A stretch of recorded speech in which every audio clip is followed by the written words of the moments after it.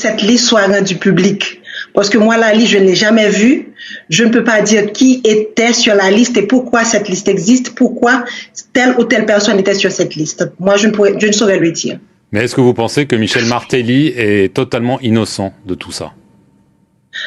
L'enquête continue. Je pense que les enquêteurs, à la fin, pourront le dire. Mais tout ce dont je suis sûre, c'est que la vérité verra le jour. C'est qu'à la fin de la journée, tout le monde saura qui a fait quoi.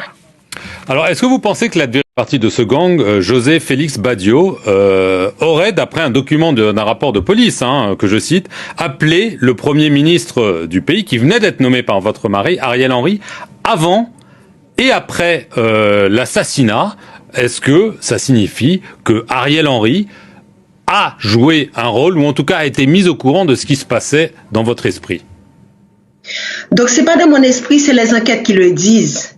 Donc, c'est la Digicel qui a donné son rapport et le procureur avait le rapport en main, la DCPJ a travaillé dessus. Donc, j'ai moi personnellement porté plainte contre le chef de gouvernement en place.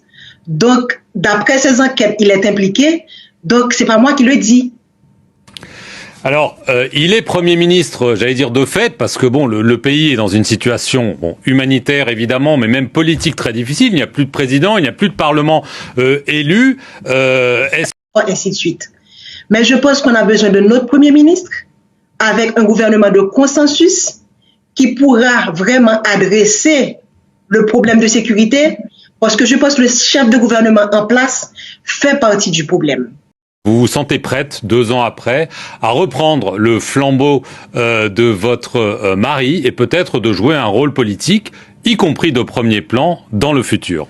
Est-ce qu'on peut parler d'avenir là maintenant? Parce que le chef de gouvernement qui est là, il est en train de traîner les pieds. Comme vous savez, il n'y a pas de conseil électoral. Il y a rien d'établi. Moi, je suis obligée de continuer avec la partie justice pour mon mari. Quand il faudra supporter quelqu'un ou faire quelque chose au niveau politique, on verra. Mais pour l'instant, je ne le vois pas venir. Martine Moïse. Et tant qu'il est là, il ne fera pas d'élection. Martine Moïse, merci beaucoup d'avoir répondu aux questions de France 24 depuis Haïti. Et merci à vous d'avoir regardé cet entretien sur nos antennes.